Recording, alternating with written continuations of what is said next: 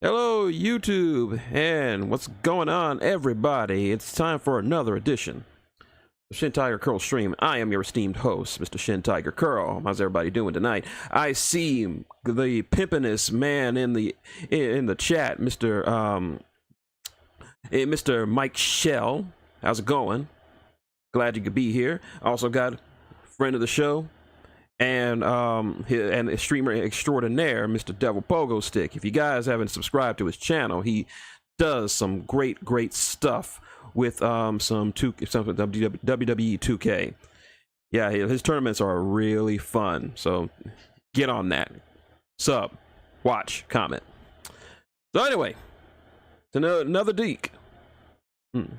Yeah, it's another week, another thing. Oh yeah, Mike Show just dropped a review. Said he hopes that Amazon accepts his review for my book. That's cool. So of course, thank you to everyone who bought, and just make sure just write the thorough reviews and all. I hope that your review goes through and I get to read it and get your thoughts on it. Yep, it's time for another week. Another Tuesday. It's time for chapter 8 and 9 of New World, but you already know what we got to do before then. So get your guns out, lock and load. It's time to shoot the shit. A lot of stuff going down this week. Yeah, that's true. Yeah, you're learning, Devil. So streaming is not an exact science. You just got, like Kenny from Yo Video Game said, you just gotta stream your ass off and keep learning, so it'll become second nature. Anyway, before we begin, shoot the shit. A nice birthday shout out to an old friend of mine from the CBR, a promise I made today, and I'm keeping that promise. A happy birthday to a good friend Tammy from the CBR Rumbles forum. She is, I'm not gonna say what her age is, but she was having some issues about getting older, and I'm just here to say, hey, we're all getting older, so you're only as young as you feel. And I hope you enjoy, hope this birthday shout out makes you feel a little bit better, Tammy, because you deserve it. You've always been a good friend, always been kind to listen to, and you've always just been very supportive of me even when you didn't have to be. So thank you and happy birthday. I'm not gonna give her age. I'm not respectful for, I'm not gonna get her age. Respectful to women. Also, another milestone this week, 1,300 subs. Wow, I wasn't expecting oh, there she is in the chat. Hey Tammy, how's it going? Thank you for showing up. Even if you can show up just for a little bit, thank you, and you deserve it. So birthday tacos for Tammy. Birthday tacos in the Tammy for the chat. There you go. Like I said, hit 1,300 subs this week. Since I started this, I've been seeing a slow but steady uptick in subs and time watched. Hit 1,300 just the other night. I've been hovering around 1,300 for the last year or so, but with no real improvement. But for some reason, it's just we've been seeing a good uptick of subs and viewers and what have you. And I'm not saying my shit's going viral or anything, but I just appreciate people watching and reacting and reading this. There you go, Tammy. You got a Fez-tastic birthday from the Fez man himself. So you got fans in here. So pause there.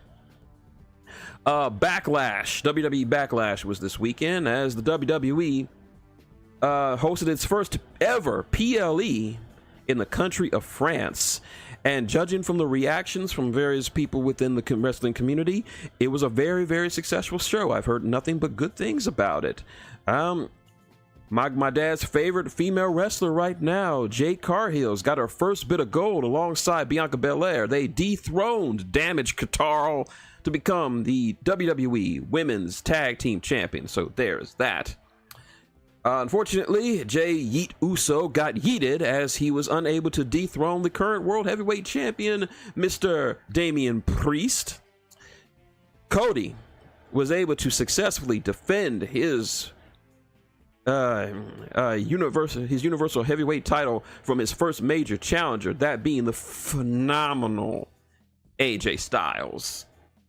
But the biggest news story that coming out of France, outside of the obvious large ass gate that came through is the fact that a new member has joined the new bloodline, and it's not who you think. A lot of people were saying Jacob Fatu was gonna make his debut this weekend, but no, the debut was, well, actually, it's a return because the former Camacho made his return, but as people would already know him as Tangaloa, Tama Tonga's real-life brother and another son of the most dangerous man in pro wrestling, Haku. The sons of Haku / King Ming / King Haku / Tongan, aka the Gorillas of Destiny, are here. And as interesting as the Bloodline storyline was before WrestleMania, it's gotten a lot more interesting now with Solo Sikoa taking power within the group. And you can almost the thing that's been selling it for me is Paul Heyman. Like, Paul Heyman, he looks abjectly terrified every time he's out there with Solo or Tama Tonga, and now with Tangaloa. He just looks terrified. Like, he had this reverence, this love, this admiration for Roman Reigns, but Paul Heyman, he just is fearful. He's just afraid.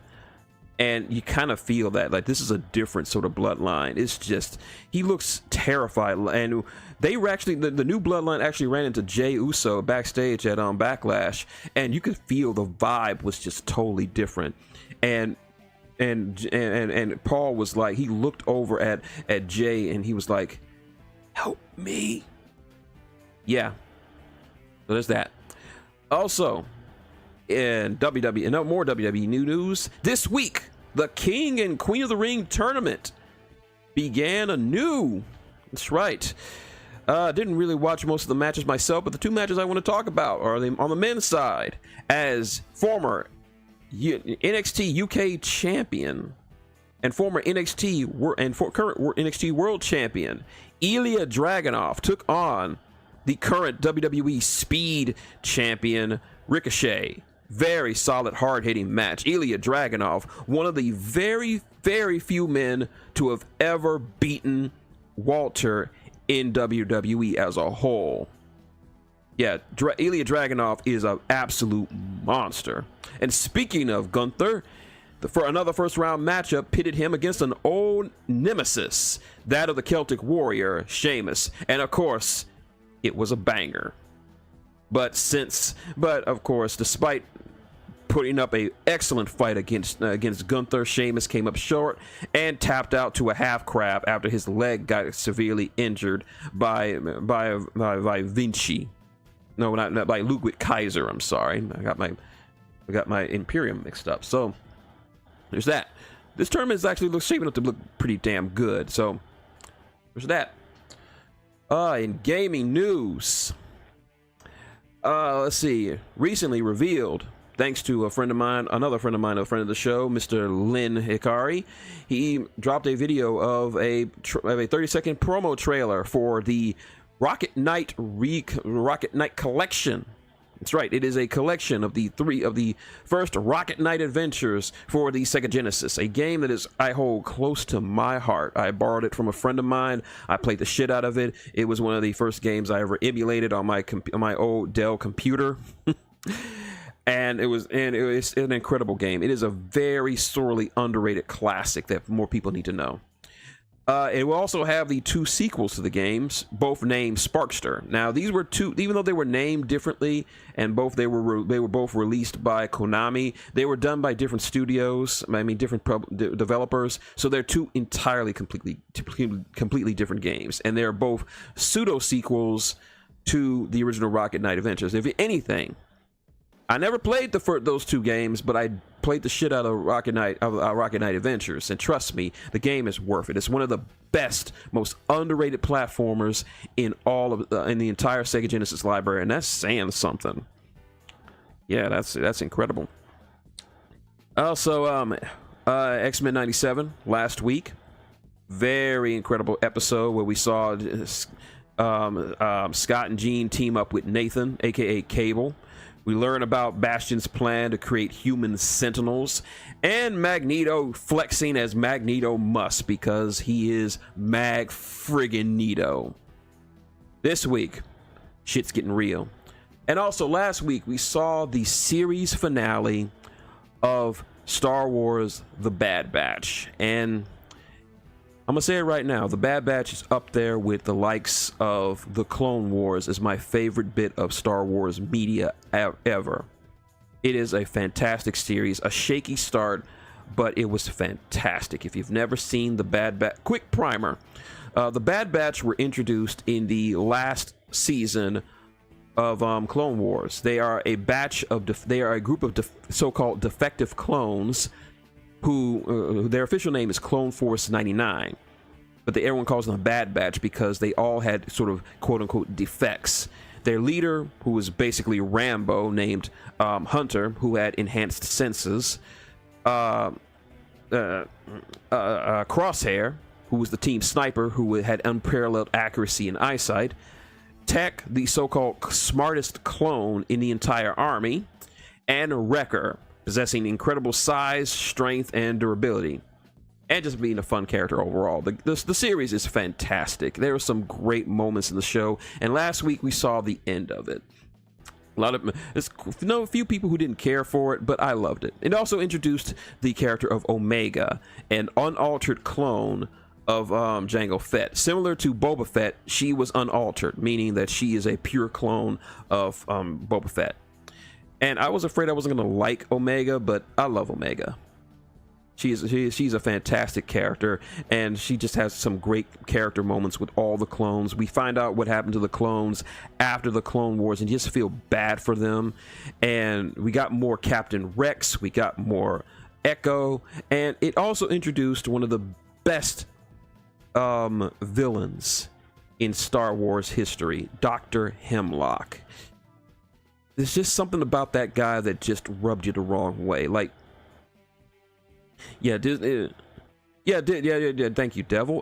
Yeah, it's a fun series. Like he said, Disney era Star Wars has been very rough, but this is one of the shining spots of it. And Dr. Hemlock is a fantastic villain. He's like if Grand Admiral Thrawn was a scientist, but more dispassionate. He just cares about the results. He doesn't care how he gets them. And he always speaks in this low whisper tone. Like, he comes off as so unassuming and unthreatening, but there's some menace to him. Like, so you don't want to, I would suggest that you aid us in our endeavors. If not, then I'm afraid we'll have to take more drastic measures. We saw a lot of characters. There are not many Jedi, and there were very, very scant few Jedi. This is all about the clones. We saw the return of two of my all-time favorites, Asajj Ventress, and my man, the best bounty hunter in the galaxy, Mr. Cad Bane. Yeah, he appears for only like 3 episodes, but it's Cad Bane. Cad Bane is always fun. Fuck you, Boba Fett. Fuck you, you little prick. I fucking hate Boba Fett. But yeah, it's a fantastic series, and it's a shame that I got to see it, that it's done. But hopefully, I want to see Dave Filoni explore more of Omega, because Omega is a great character, and I love seeing her. She is just great, and it's nice to see that they just got a nice little send off for it. So, if you haven't watched The Bad Batch, it's 3 seasons. It's fantastic stuff, fantastic watchings, fantastic characters. It starts off like A-Team in space, but once the main plot gets rolling, it just goes. Yeah, you're getting a recommendation from me, and you're getting a recommendation from Devil. So, what's that? Let's see, what else should we talk about? No One Piece last week, but hopefully One Piece this week. I need my One Piece fix. I need my crack. Need my One Piece crack.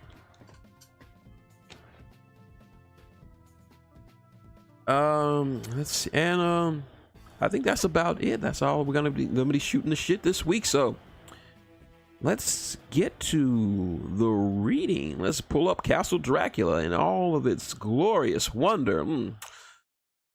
All right, let's pull up the book. I got it open in my in my Google Docs. All right, I'm trying to put on my Dragon Ball Z voice.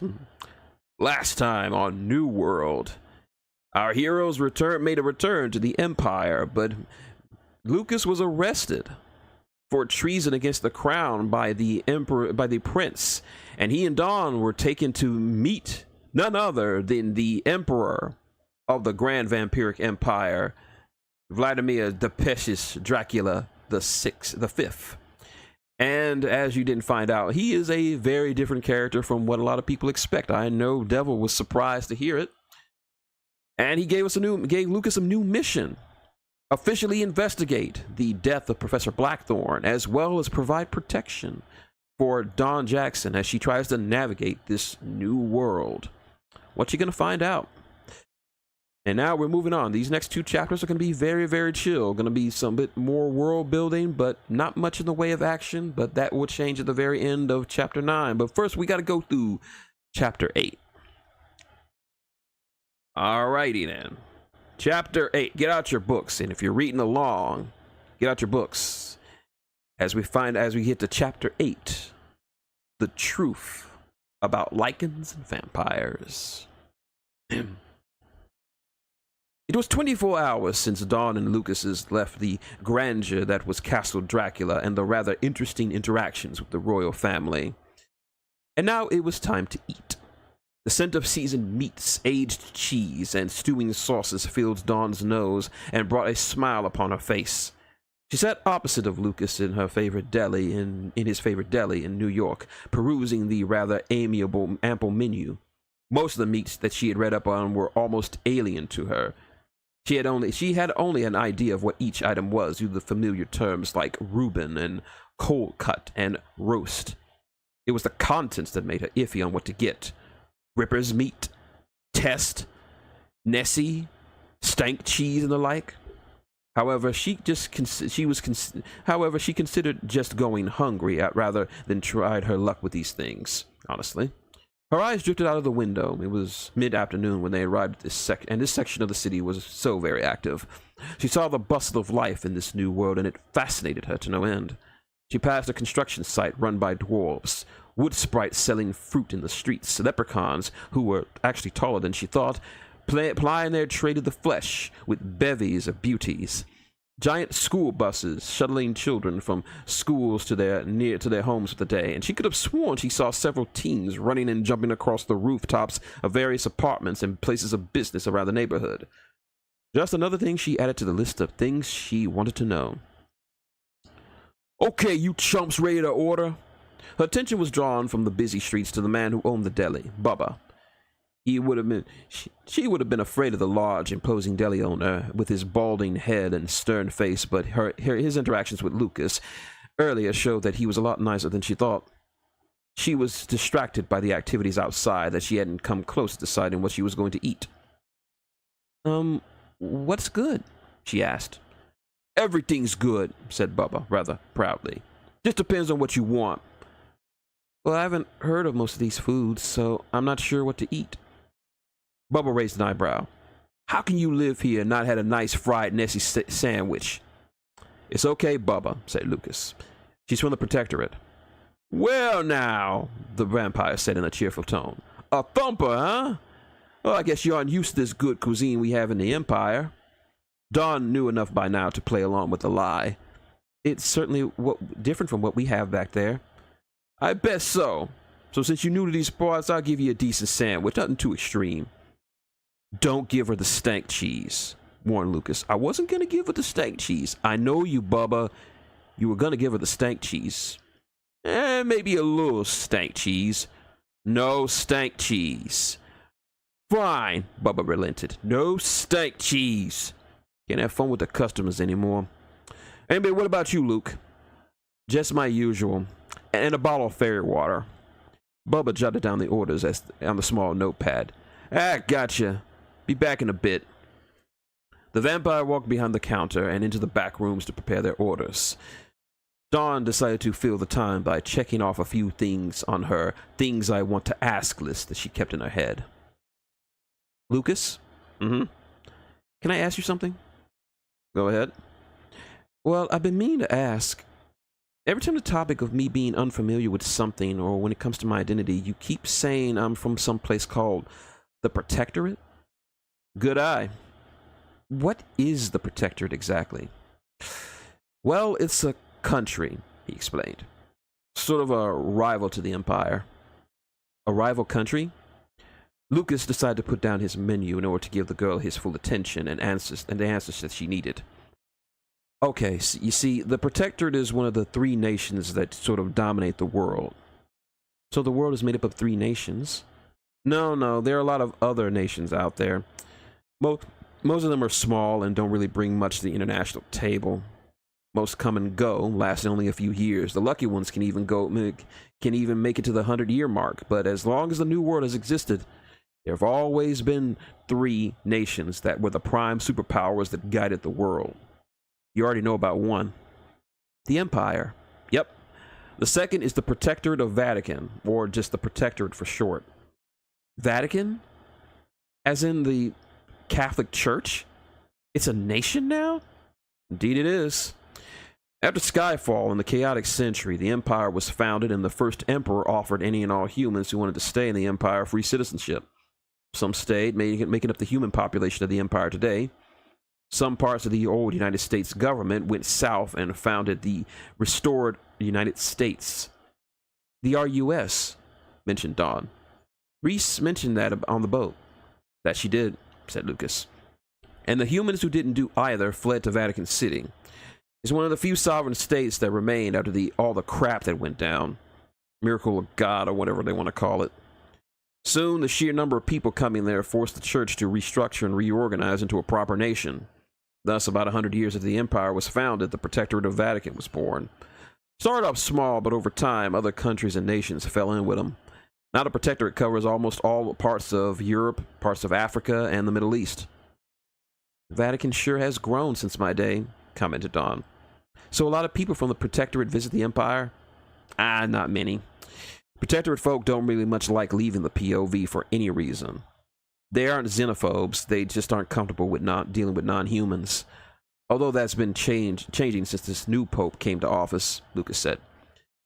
There's a reason why they call it the last human country on Earth. The entire country is populated by nothing but humans. Humans who dreamed of the time when they ruled the world. I guess that means the Empire and the Protectorate fought a lot over the years. Not really. Sure, there were a few scrapes here and there, but nothing serious. That was until the war a while ago.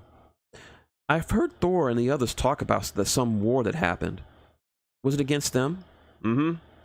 About 40 years ago, I think. Started over nothing, a minor dispute that could have been handled peaceably. What happened? How did it turn into a war? Because the Pope at the time, Francis the Ninth, he got into his head that God told him to engage in a holy war against the Empire. Because of him, for the first time ever, 2 of the 3 superpowers of the New World faced off in open warfare. 2 years it lasted. Brutal for both sides. How did it end? Armistice.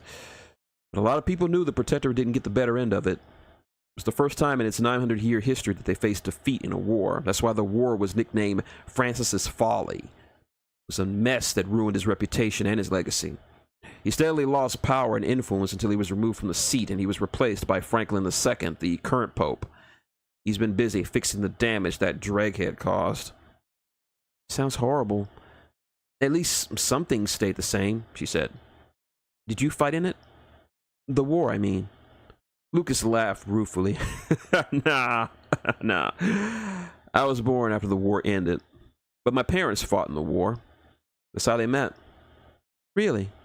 Yeah, and they fought on the front lines of some big battle. Love at first sight, I heard. They hooked up, man, after the war I came out. But I didn't really know them. I really don't know what happened to my dad.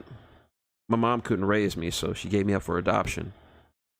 Oh, I'm so sorry. I shouldn't have. It's fine, really. I floated around the system for a while until I was adopted by a nice Lycan family.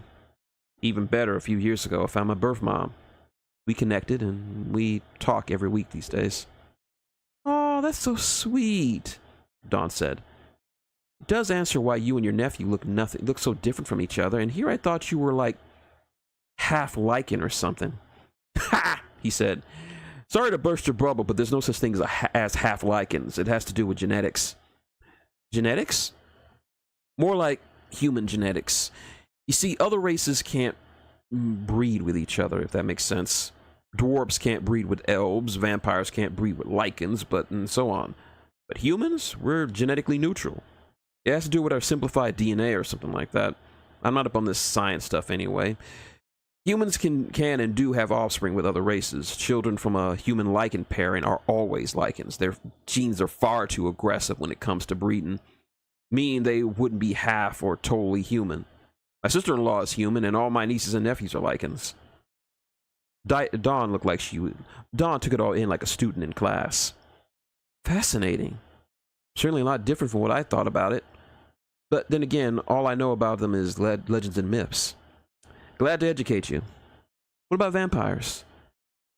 Vampires. Okay. Oh, I got it. You know Bubba, right? Yes, what about him? Well, he's third-generation vampire. Dawn looked like he had grown a third head on top of a second one. He's a vampire? Of course. What, you thought all vampires looked like models or something? That's how they hid from humanity for so long. They just looked like regular-ass people. Dawn slid slid her face into her hands. All those books lied to me. Lucas laughed at her reaction, earning him a very cross glare from the girl. It didn't take her long to regain her composure. All right, so what do you mean by a third-generation vampire? It means one or more of his ancestors was a vampire. A child of a human and vampire is called a Dhampir. For the first few years of their lives, Dhampir are in a state called the in-between time, or fangless time. It's when they aren't classified as humans or vampire, and they don't grow fangs, hence why they're called the fangless time. It's around puberty that their DNA settles into being either human or vampire. Do they get a choice? Thanks to modern medicine. Before, it was something of a roll of a dice. Now, thanks to treatments and medication, teens can decide if they want to be human or vampire. Their choice. It's nice that they get to choose. Yep. But last time I checked, Bubba didn't get a choice. He was born a vampire. That's how you keep the species going. Well, what about biting people and turning them into vampires? Is that a problem? He shook his head. Turning and feeding on humans is outlawed and punishable by death, but not for the reasons you think. It's a health concern. I didn't think vampires were so concerned about health. It stems from something that happened during the chaotic century, a viral outbreak that infected billions, killed millions before a cure was found. The virus still lingers in human blood, and as we learned, it doesn't mix well with vampire biology. A lot of vampires died from drinking infected blood. The little plague, they called it. After that, feeding on humans was banned. But don't vampires need blood to live? What do they eat? Food, of course. Vampires can eat regular food like everybody else. They just need blood to survive. And for blood, that's why we have blood farms.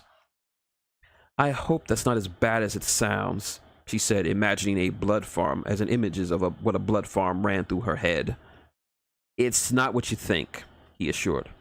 Blood farms are home to livestock specially bred to produce larger quantities of blood than normal. Cows, goats, pigs, sheep, and the like produce blood for the vampire population to drink. It's cleaner, safer, and more nutritious than old-school feeding. Huh. An empire of vampires, and nobody feeds on humans. I know a few authors in my time would have a field day with this idea, Dawn said wistfully. While we're on the topic of vampires, there's something been bothering me for a while. I think I know what it is, but go ahead and ask away. Vampires are weak to direct sunlight, right? Last time I checked. Now I've seen many vampires, or people I think are vampires, stand in direct sunlight and not get burned. How's that work? Another bit of modern medical advancement. You see, vampires are like mutated humans in a way.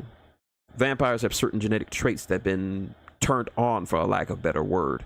It's how they have greater strength, speed, senses, and longer lives than just regular humans.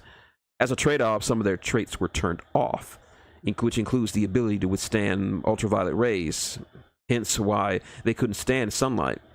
Centuries ago, mage scientists created a serum called Block. It turns on those traits and boom, vampires can walk around in the daylight. But it's not permanent. You need an injection of it every 6 hours or so. Must be a good time to be a vampire, she commented before moving on to the next subject. Wait, earlier said there were 3 nations in the New World. What's the third one? Lucas sighed. That would be Khan. And honestly, we don't know much about it. Why is that? The entire country is surrounded by a massive wall. We call it the Impossible Wall on account of the fact that there was no possible way it was built by mortal hands. Then who built it? We don't know.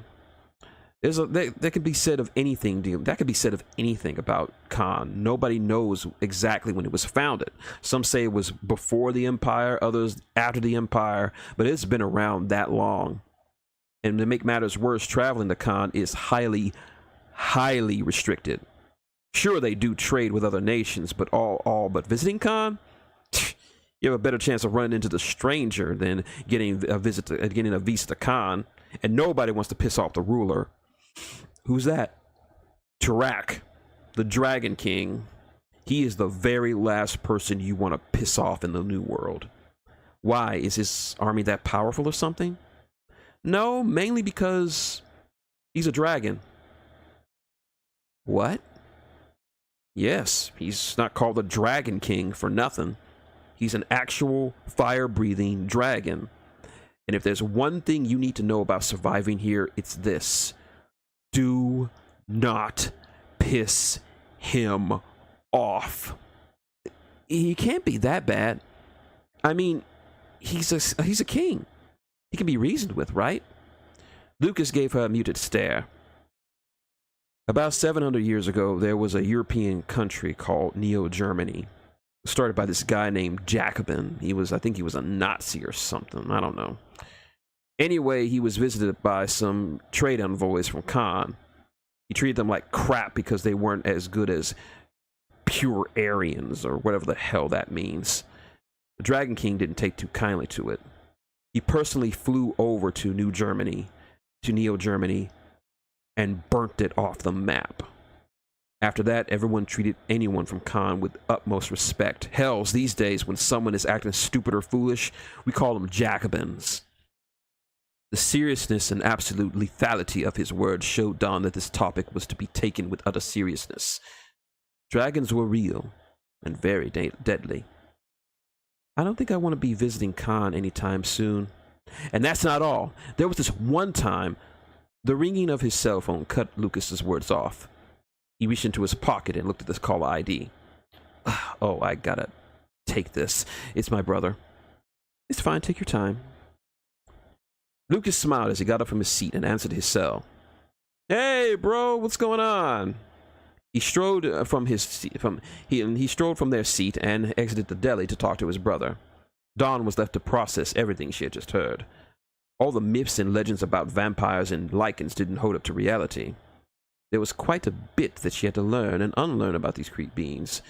She had read so much about vampires from books and watching movies and TV shows, and vampires looking and acting like handsome, tormented beings who dressed like they fell into a Hot Topic store was as dead a concept as the old United States. But this little conversation was more than what she was bargained for. Now she wanted to know more. More about dwarves, more about elves, more about fays, more about... Hello there. Are you waiting for someone? She looked right at me. Me, of all people. I didn't expect it to look at me, let alone talk to me. It was rather irregular to have someone just talk to me while I hid from their perception. But then again, Dawn Jackson was special. How special? Well, that would come later. Do you need any help? She asked me. Always so kind and considerate, even to a stranger like me. I looked at her from where I stood, staring into her big blue eyes. I considered just ignoring her and going about my day, but I couldn't bring myself to be outwardly rude to her. No, thank you, I replied. I'm simply waiting for someone. Oh, well, you should have a seat. My friend is talking to his brother, so you can have his seat until he returns. I looked at my pocket watch. Lucas would be gone for quite some time. I guess I could spare a few minutes with her. I took the empty seat from across from her, leaning my umbrella next to me. Ooh, comfy, I uttered, and it was the truth. Bubba's seats were very comfortable to sit and eat on. Have you ordered anything?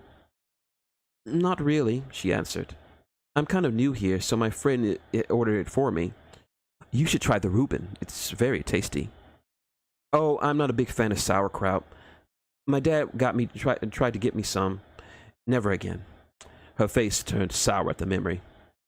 I would certainly consider your loss, but to each their own. Polite as ever, she extended her hand across the table to me.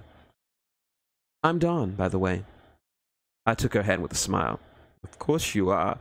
Dawn of sunshine to drive away the gloom. Her face turned red at my compliment. You certainly are charming. The ladies must love you. I care not for those kinds of things, I said. If a woman is beautiful to me, I will simply tell her. There's no other reason needed. Still charming, nonetheless, she said. I'm sorry, but I didn't get your name. It had been a long time since anyone had asked my name, an even longer time since I actually had given it.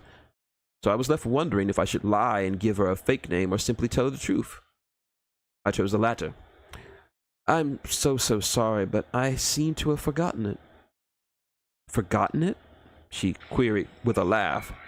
That tried to sneak out of her mouth. How do you forget your name?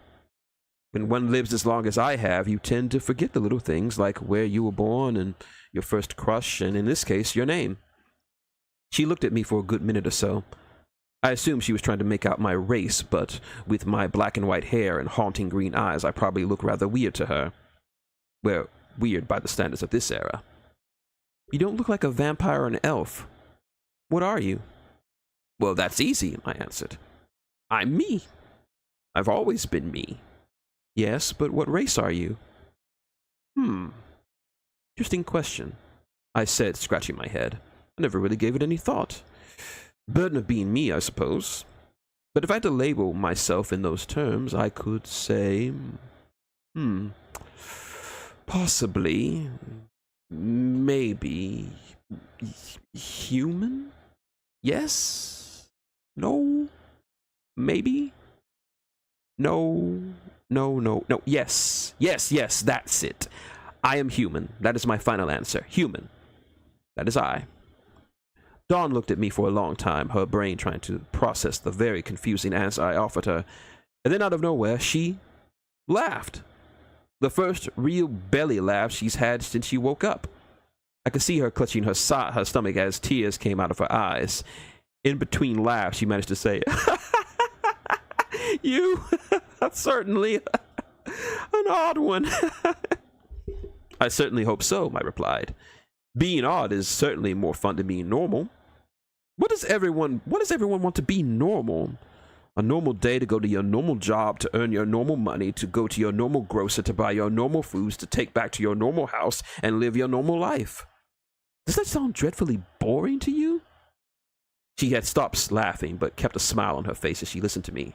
Now, odd is where the money is. Odd's interesting. Odd's fascinating. Odd's intriguing. Odd gets to do and say things normal can't or won't do. Odd is fun.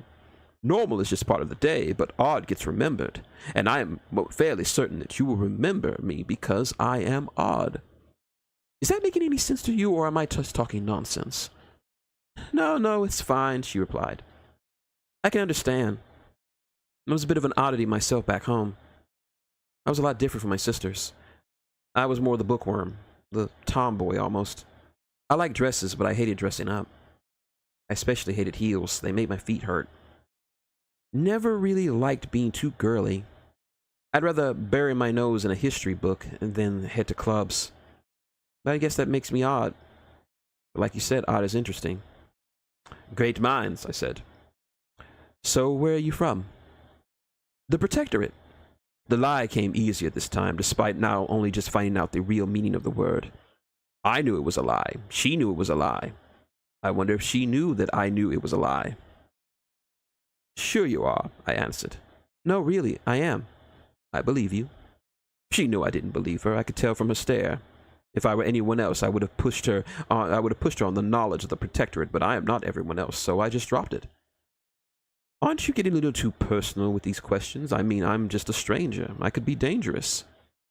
She leaned her head on her hand. No, you're not dangerous. I've seen what dangerous feels like. You're odd to be sure, but dangerous? Not a bit. That personality of yours will make you quite a number of friends. I would hope so. What about you? What's your story? My story? It's rather long. Give me the abridged version. Even the short story is a long story, and sadly, I looked at my watch for a second. We are lacking in time for such a tale. For now, I must be off. I stood up and took my umbrella. Must you go? She asked. You haven't ordered anything. I can order something later. But I must say, it was a pleasure to speak to you, Dawn. You too, Mr. Stranger, she said. I hope we meet again. Of that, I'm certain. And I must offer you some advice. Of course. When the time comes, throw the shot. What does that mean? You'll understand in time. I leaned in close to her, but not enough to violate her personal space. You are going to have some wild times ahead, Dawn Jackson. Stay safe. I walked past her and back into obscurity, as is my nature. It was a half-second later when she turned back to see me leave. Only then did she realize that I had used her full name, despite having not given it. She was surprised, but not scared. She felt I meant her no harm, but she most certainly would remember me for the next few days. This is how Lucas Kane saw her when he returned from his phone call. You okay? He asked. Yeah, she said warily, debating whether or not to tell him about her encounter with me. Just thought I felt someone watching. Guess it must be nerves or something. If you say so. Everything okay? Yeah, better than okay, really. He turned towards the counter and shouted, Bubba! Put some legs on those sandwiches. We're heading out. What's going on? She asked, very confused. Normally, I don't do this, but since I have to protect you and all, it's best to keep an eye on you. We're going to eat somewhere else for dinner. Where? With my family. And so it ends. Chapter 8 is done and into the books. Oh, hey, LPH. Didn't see you there. Looking at the chat, seeing what you guys think. Yeah, it's an interesting take on biology. I wanted to find a way to get the vampires more active in the story, but then again, since most of the story takes place during the day and can't have vampires spontaneously combusting on and all, so I just came up with block as a means of getting them to be able to exist in the sun. Like, if you have 1,000 years in the future with medical technology, you're going to find a way to get to stay in the sunlight, and just putting on sunscreen wasn't enough for me. And yeah, I did base what happened with Neo Germany and the Dragon King with what happened with the Quasmart Empire and the Khans. For those who don't know, the Quasmart Empire had a run-in with the Mongols when Genghis Khan was around, and he basically pissed them off, and while he was trying to be peaceful and shit, and he just said, you know what, fuck it, wipe them off the map. And that's just what he did. He wiped the entire empire off the friggin' map. I was like, I need something like that. Yeah, nice booyah. Yeah.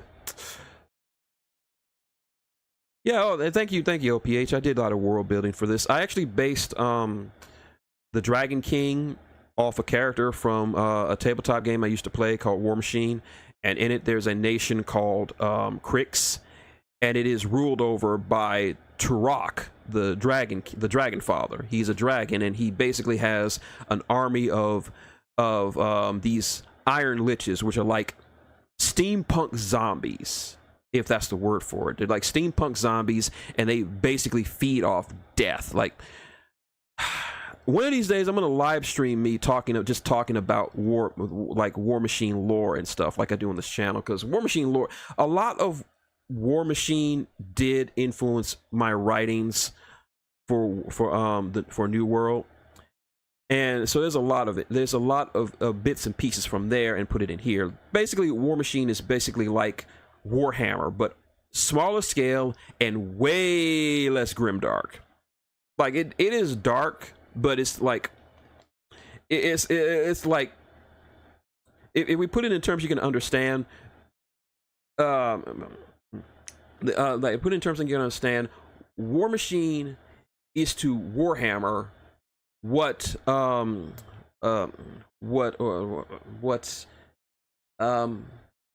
Zimas are to just straight up Everclear in terms of alcohol. Zima you can drink all day, but Everclear will fuck you up. That's what it is.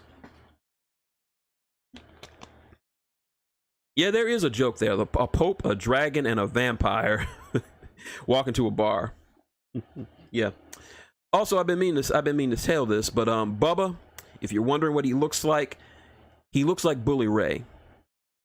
Yeah, I purposely made him look like Bully Ray because when I think of like a stereotypical New Yorker, I just get Bully Ray in my head. So if you want to know, if you think about it, it's Bully Ray as a vampire running a deli. So just imagine Bully Ray in a smock and drinking blood, and he's like, "Do you know who I am?" Yeah, Bully is pretty. He has some hot takes, but Bully is pretty cool overall, and I just decided to go with him because he just looks. That's just what I see in my head when I think New Yorker, like either him or Taz. I may do Taz one of these days. So there's that. Yeah, and our dear girl met the narrator of the story because to explain it, like he is kind of existing where they are, so he's telling us the story because he's there, right there with them, but they just don't notice him. Like it's like perception filters from Doctor Who, where they stay just outside of your perception that you don't know that they're there. So he's just kind of just staring there, but how was it that Dom was able just to pick him out? Because when the only time that he wants to be noticed is when he allows himself to be noticed, like when he interacts with other people, like when he interacts with Bubba or when he wants to eat or something like that. He'll just step out and say, "Hey, I want this and this," and then when he doesn't want to be noticed, he'll just step back in to that perception of reality so that people don't notice him. So, he is actually there, but no one notices him, and because of his status, he kind of is in between, like time. It's hard to explain, really. Like he's there, but he's not, and he has an interesting perception of time where he does know parts of the story, but he doesn't know parts of the story. Like I know this part happened, but I can't remember about this part. So yeah, we're gonna see more of that. So yeah, I had somebody read a rough draft of the first chapter of the book like years and years ago, and he said that the narrator, who I'm calling the stranger, comes off like an arrogant prick, and I'm like, really? Like, how can you? The stranger doesn't really come off like an arrogant prick. He just comes off like a guy who's just basically bored and he's just reading stuff. He doesn't.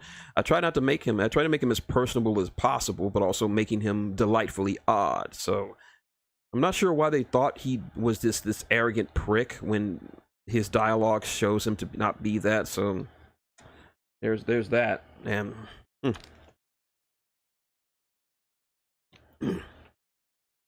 and someone asked me earlier, like, why I went the route I did with vampires. And I just wanted to make them regular people. Like, I'm not going to make them the stereotypical, "Oh, woe is me, I'm a vampire." I'm not going to try to make them like Lestat or trying to make them obsessively beautiful like Twilight vampires and stuff like that. I just wanted them to be regular ass people that you could walk down the street. Like, I could be a vampire. Devil could be a vampire. Mike could be a vampire. LPH could be a vampire. You in the comments section, you could be vampires. Just look regular. But yeah, that was a nice little world building exercise. This is a good way of world building. I discovered that because you don't want to be too exposition heavy and just tell characters something that they already know. If you want to do exposition right, you got to do it like you're the characters are telling the characters that who don't know about these particular topics what they don't know. Dawn doesn't know any of this because she serves as a proxy for the reader. So so I try to make it so like it doesn't come like info dumps. Just comes off like she has a question, somebody answers that question, and it builds up the world. So you want your worlds to unfold, and you don't want the information just to be. Yeah, Mike. I try not to make the stranger arrogant. He's just goofy. Like, if anything, he's most likely a living, breathing version of the Hitchhiker's Guide to the Galaxy. Oh! Don't worry, LPH. I'm going to answer that question in the very next chapter. You're gonna find out more about lichens than you ever would. So the next chapter, that question is going to get answered. And now that I got some water in me, let's learn about him. All right. Chapter 9, Family Dinner.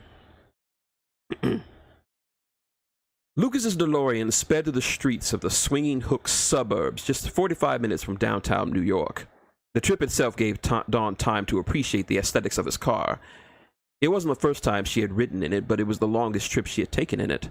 She mentioned how it looked like an old-world car and wondered where he got it built. He told her how he found it and rebuilt it with improved performance and better handling. She had been in a DeLorean before, but it was something of a junker, piss-poor handling, couldn't pass 60 miles per hour without jerking, and the tires needed alignment very badly. But this ride was smooth and easy, the hum of the ether drive being very relaxing as she found herself nodding off a few times. They pulled into a rather large-sized 3-story home. It was very symmetrical, with brown slanted roofs and yellow walls. The larger were of most of the homes in the street, but enough for a decent-sized lichen family. The driveway sat 5 cars of varying makes and models in front of a closed garage. The yard was well maintained, with a oak tree in the middle of it. In front of it was a mailbox with the name Barbosa on the side. "So this is where you grew up, huh?" Dawn commented as she took in the sight. "Yep," Lucas said as he shut off the car. "Lived here for 21 years. Good times." "Seems cozy." "It can be, especially for a lichen family. Lichen families tend to be large." "I can imagine so." Lucas paused for a bit. He looked up at the house and back over to Dawn. "Listen, before we do this, there are a few things you need to know." "Okay," she muttered, not sure where this was going. "First things first. My sister just had a cub, so he'll be crawling around in there." "Oh, that's so cute. I don't mind babies." "But I said cub. Lichen cubs look like regular puppies or wolf cubs.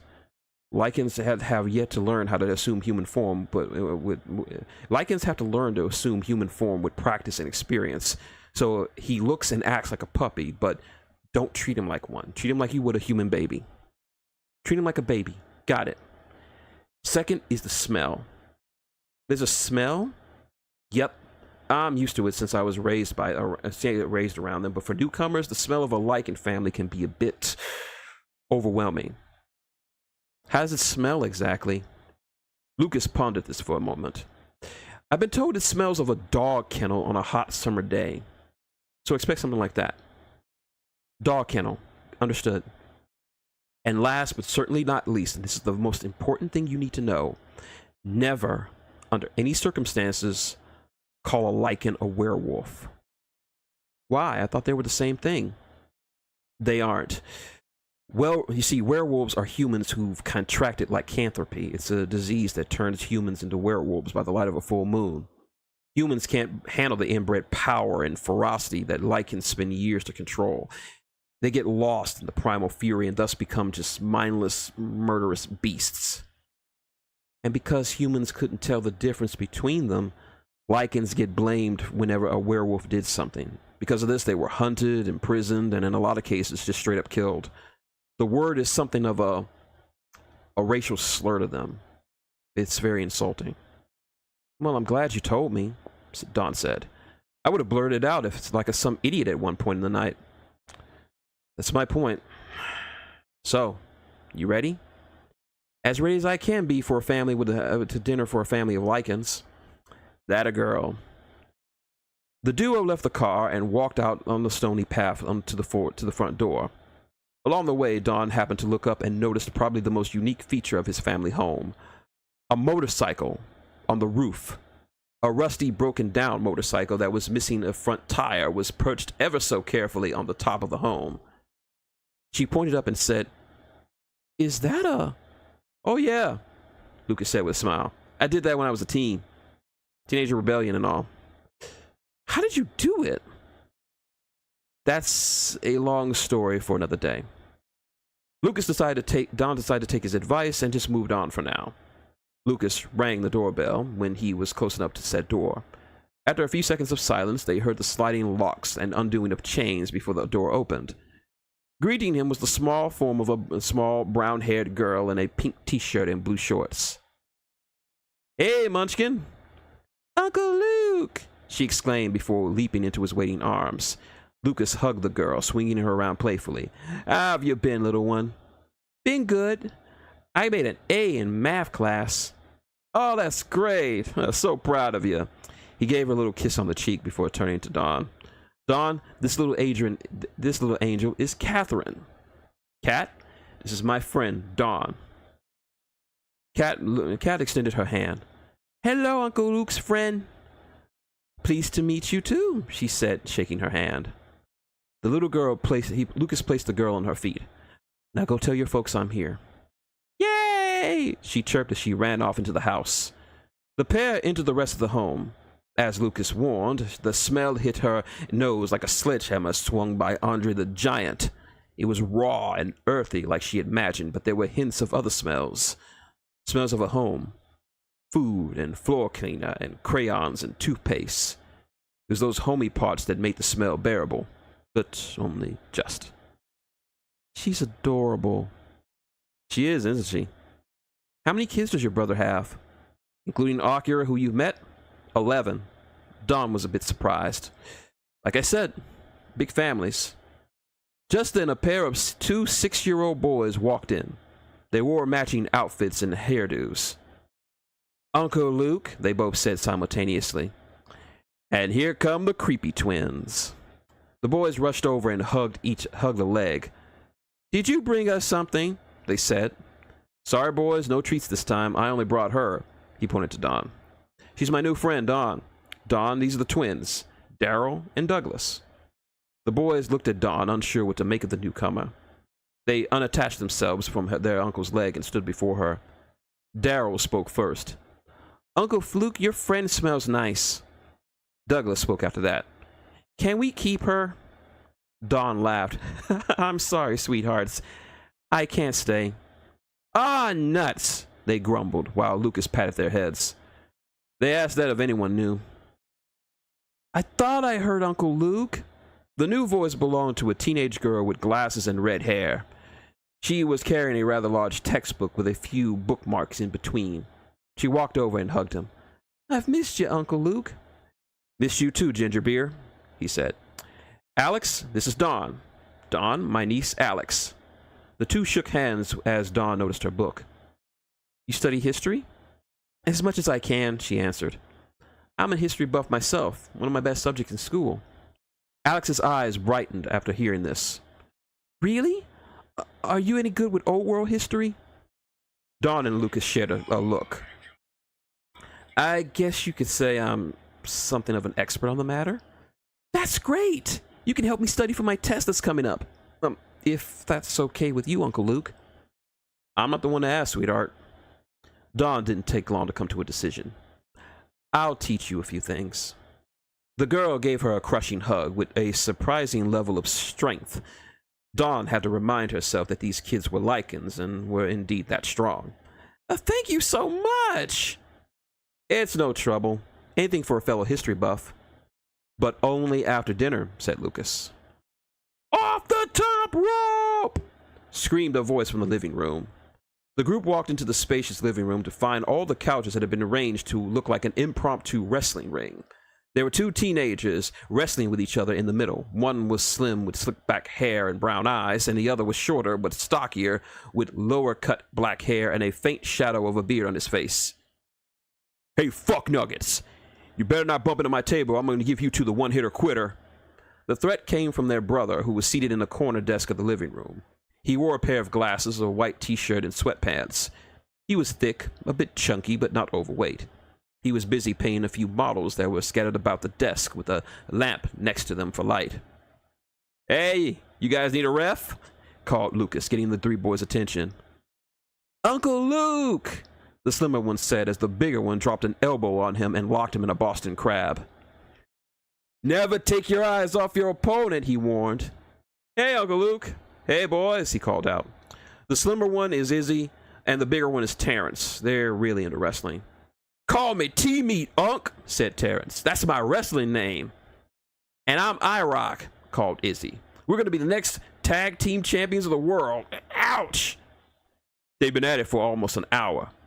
"Just so long as they don't touch my models," the older brother said as he got up from his seat and walked over. "What's up, Uncle Luke?" "Just over for dinner."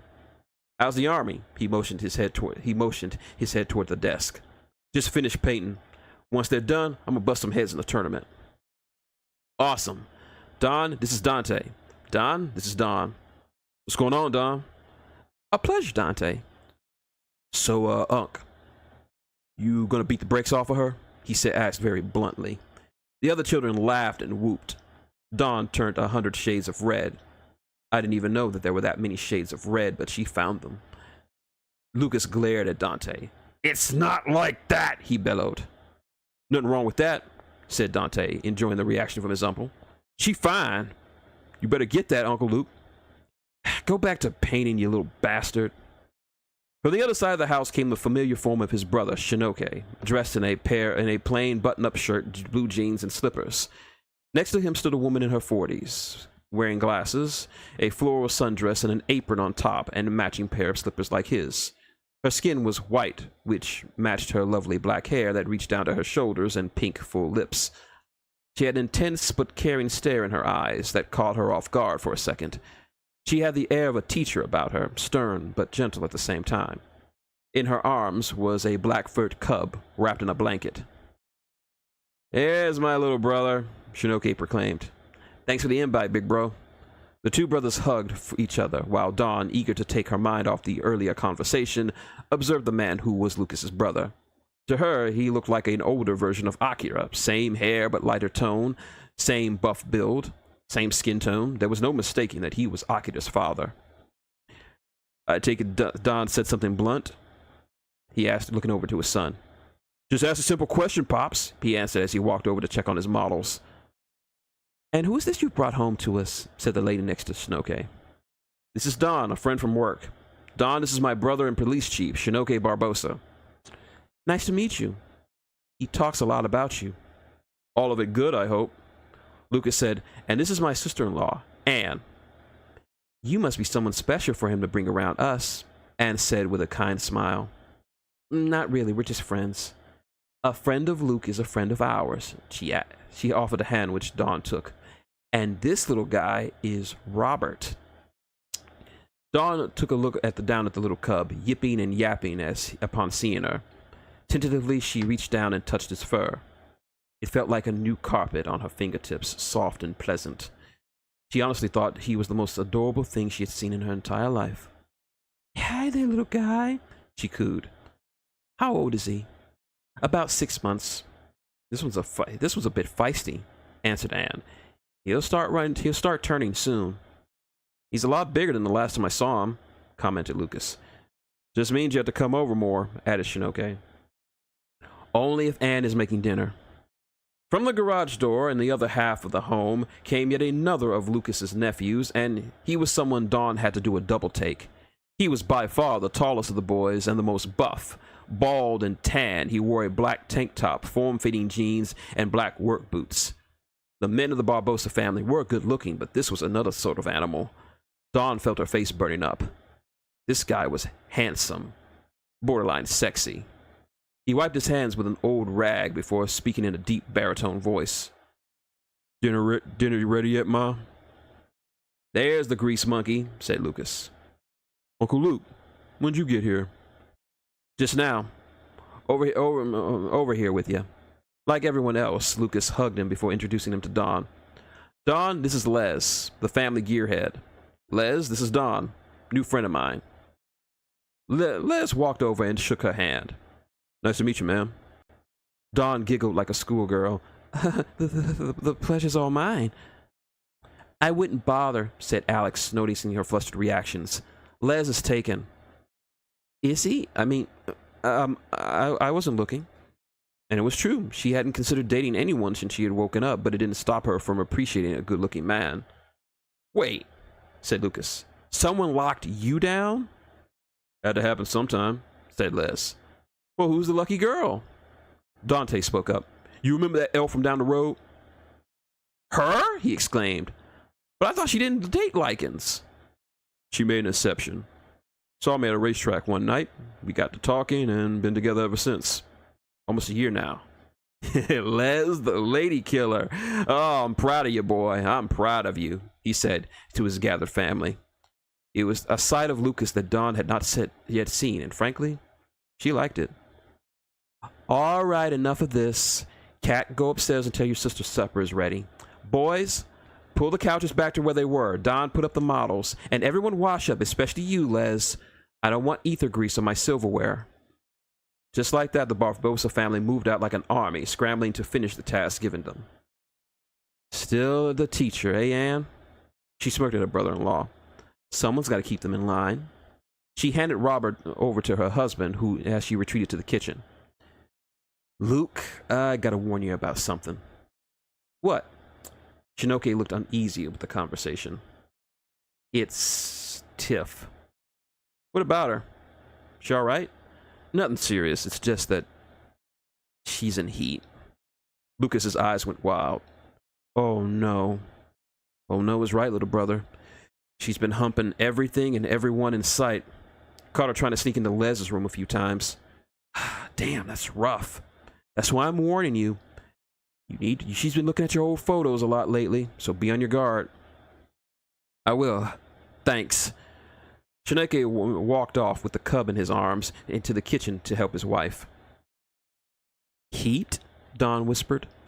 It's something that happens to lichens when they reach adolescence, a time of high sexual energy. Like regular puberty for us, but turned up to 20. My God. How do they deal with it? Meditation, training, a lot of cold showers, he joked. But it's manageable. But sometimes things happen. Incest, she hinted. It's been known to happen. I mean, you can't really judge them by human standards. It's just common among lichen families. It will be hard to get used to, she relented. Does that mean she'll try to have sex with you? Yeah. Keyword try to. As if on cue, the girl in question bobbed down the stairs and onto the common area. She was rather attractive, long hair, soft lips, ample curves that showed off her rather large backside and a chest to die for. She was the oldest and by far the most mature-looking of the Barbosa girls. She had a simple white top with jeans that hugged her figure and a pair of yellow-striped socks on. Hello, Uncle, she said in a way that definitely a niece should say. Her face was flushed and a few beads of sweat peppered her forehead. Hey there, Tiff, Lucas said, tad uneasy. She sprinted over and gave him a rather hard and heated hug. I've missed you, she said. Very, very much. That's great, kiddo, Lucas stuttered, trying to peel her off his person like a banana peel. He looked towards Dawn, begging her to help with his eyes. His new friend had a shy smile. Watching him struggle while dealing with an oversexed near teenager was so funny to her. Tiff sniffed the air and seemed to have caught the new scent in the air. She snapped her head over to Dawn. A manic smile rolled on her face as she unattached herself from her uncle and zipped over to the human girl. And who is this? Dawn's face turned from that of like a deer caught in the headlights of an approaching car. I'm Dawn. She extended a hand, but Tiff passed it up and just enveloped her in the poor girl in a hug. Nice to meet you. she whispered, grabbing a handful of her buttocks. It goes without saying that Dawn froze like a statue. It wasn't the first time she was the focus of attention from someone of the same sex. It was just the first time someone of the same sex were so forward about it. Are you staying over? Anne poked her head out of the kitchen. Tiff, stop messing with your uncle's friend and go wash up. The Lycan girl's face curled up into agitation and she reluctantly pulled away. Fine, Mom, she yelled back. See you at dinner, Uncle Luke and Uncle's friend. With that, the girl pranced away, leaving Dawn very confused. Lucas nudged her. You okay? That was... She stammered. You get used to it. She looked at him. I don't think I want to get used to it. Is she always like that? Only during heat, he answered. It's just a thing that happens with Lycans. Imagine being a human and growing up in a house like that. It must have been eventful. I mean, you could say that. So, shall we wash up and head to dinner with your new girlfriend? Lucas asked, sporting a cheesy grin. You're a jerk, Lucas Kane, she exclaimed, pushing him off playfully on the shoulder. 15 minutes later, the entirety of the Barbosa family were seated around the dinner table. The younger members are at the far end of the table, while the older ones sat near the head. Dawn sat next to Lucas, who sat next to Shinoke at the head of the table. Opposite to her, well, on the other side, was Les, still smelling a bit like oil, but not the kind of oil that she was used to smelling. It smelled cleaner and more refined than motor oil around of her time. She mused it must be related to the ether drives they use now. Just another thing to add to her growing list of things to ask about. The food itself looked very good, mostly because it actually looked like food she could recognize. Meatloaf with mac and cheese and mashed potatoes. Lucas explained to her that they weren't really what they thought they were, but she didn't really care. It looked familiar and put her at ease. Everything looks so good, she said, much to Anne's amusement. You bet, said Les. Mom really knows how to throw down with food. The familiar sense of family was just what she needed. She came from a very large family, so despite the differences in species, she felt right at home with the various conversations that filled the air. And yet no one began to eat. Being the kind guest, she didn't want to start eating when it wasn't appropriate. So, just as she was about to inquire when it was time to eat, a new voice caught everyone's attention. Just what in the seven hells is all this noise? Coming down to the dining room table was an old man in a wheelchair. Well, more like a wheelchair with a chair with wheels, since it hovered a foot or two off the ground. He was a Lycan, older than all the others she had seen up until now. He wore a yellow button-up shirt with black shorts and sandals on his feet. He had a receding hairline with long bone-white hair that ran down his head. His hairy and wrinkled face framed by a pair of black square-rimmed glasses. His hard gray eyes scanned the room. A classic old man scowl painted on his visage. "Lot of damn noise for a dinner," he grumbled. Even his voice, low and gravelly, was like that of a typical crotchety old man's. She'd almost laugh if his glare didn't scare her so much. That's when she noticed it. He was skinny. Very skinny, at least, especially when compared to the rest of the family. His arms and legs were almost like rotted sticks off a tree. It couldn't be just age. No, there was something wrong with him. "Glad you could make it, Pop," said Shinoke. The old man snorted. "Only because I'm hungry." His eyes caught sight of Lucas. "Who invited the quitter?" he snapped. Dawn felt herself tense up. There seemed to be some sore feelings between this old man and Lucas, but whatever the tension was, she felt it must have been her own. She looked at Lucas. There was no sign of hurt or anger in his words. In fact, the smile he wore betrayed his real feelings. "Hey, Pop," he greeted. "Hey yourself, you damn bastard," he grumbled. "Who invited you anyway?" "It wasn't me." "Shin did," he all answered, pointing his thumb to his brother. The old man shifted his gaze to Shinoke. He smiled nervously. "I thought it would be nice to invite him. It's been a while since he's been home." Lucas laughed a bit before raising out of his seat. "Well, if you want me to go..." No, he said, waving his hand. "Keep your ass in that seat, boy. You here now. Might as well stay. Anne makes too much food anyway. And who this here blue-haired young lady you got next to you? She your girlfriend?" No, she's a friend from work. "Don Jackson, this is my father. Chief Stanley Barbosa. Pop, this is Don. A pleasure, sir, Don said. Got good manners, Stanley said. That means you ain't from New York. Where you from, girl? New Texas? You sound like you from New Texas. No, sir, she answered. I'm not from New Texas. In fact, I'm not from the Empire. I'm from the Protectorate. By now, she had been telling the lie rather easily. By now, she found telling the lie was rather easy to her. In fact, she almost believed she was from the Protectorate with as much as she had to say it to people. The table immediately erupted into a symphony of excited talk and chatter. It was certainly the first time the Barbosa family hosted someone from the Protectorate. Lucas was half tempted to tell everyone it was no big deal about her, but the buzz was too high. Alex wanted to know more about their history. Terrence and Izzy asked what the wrestlers were like over there. Tiff eyed her with even more lust. Even Anne and Shinoke seemed more excited than normal, but there was one person at the table who wasn't filled with enthusiasm. Dawn's eyes found the old lichens, and upon contact she froze. His cold gray eyes held her in his own steely grip. His gaze was like a sword, sharp and cutting, slicing away at the layers of a person with surgical precision until he found her soul. She tried to turn away, but found her willpower lacking. He had her in his grasp, and he wasn't going to let her go until he found out what he wanted from her. His stare was familiar to her. It was the look Lucas had given the captain at the castle. Despite not sharing any blood relations, he was definitely Lucas's father. Finally, his stare slackened, and he said, "Yeah, Protectorate lady." E. Stanley maneuvered his hover chair to the section of the table as he was handed a plate and silverware. "So, who's doing Grace?" "Why don't you do it, Luke?" Anne asked.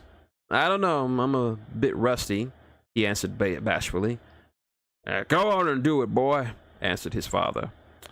Lucas looked over to his brother. "Chief's orders," he responded. With a sigh, Lucas stood up from his seat and took a posture of prayer. He closed his eyes and presented his palms upward, fingers up like claws. The rest of the family followed suit, mirroring his posture.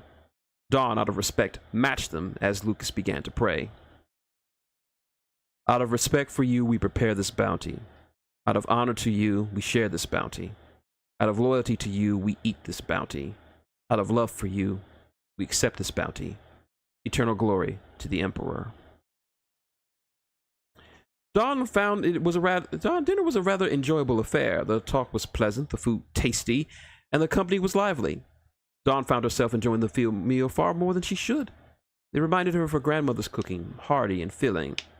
She found herself asking for seconds quietly, as to not appear greedy, but her host insisted she eat her fill. This was what she needed, her first true meal in the new world, and amongst such a large and warm family. She had to thank Lucas for doing that for her. After dinner, Dawn kept her promise to Alex and went upstairs to help her with her homework. She loved being around her. Her mind was so young, but so open, so ready to accept knowledge. She was smart, but a bit shy. She readily asked questions of the old world, and Dawn answered as much as she was able. She didn't ask how or why she knew so much, only that she wanted to know more. Dawn even had the opportunity to peruse some of her textbooks. Some of the information were accurate, others were exaggerated, and few were outright lies. But that was to be expected, since 1,000 years had passed since the events in the textbook and the actual events. After about 45 minutes of study, the pair returned to the living room to find Lucas and Shinoke on the couch in front of the large TV screen, playing some kind of game system. A few of the children were around them, whooping and hollering at the action on the screen. Judging by the look of the system, it was a rather old compared to the rest of the tech in the house. "What's going on?" asked Dawn. Dawn asked Anne, who was sitting idly by as her husband and brother-in-law played. "It's an old game they used to play when they were younger," she answered. "They spent 6 months salvaging the parts and saving up the money to buy the controllers to play it. They always do this when they meet up. Such children." Dawn couldn't help but share her sentiment. Seeing the man who saved her life and was now responsible for her safety acting like a big kid was refreshing to her. Just another side of this man named Lucas Kane that she had a chance to see. She found herself drifting towards the patio door. "Where you going?" asked Alex. "Just to get some fresh air," she answered. "Oh, okay.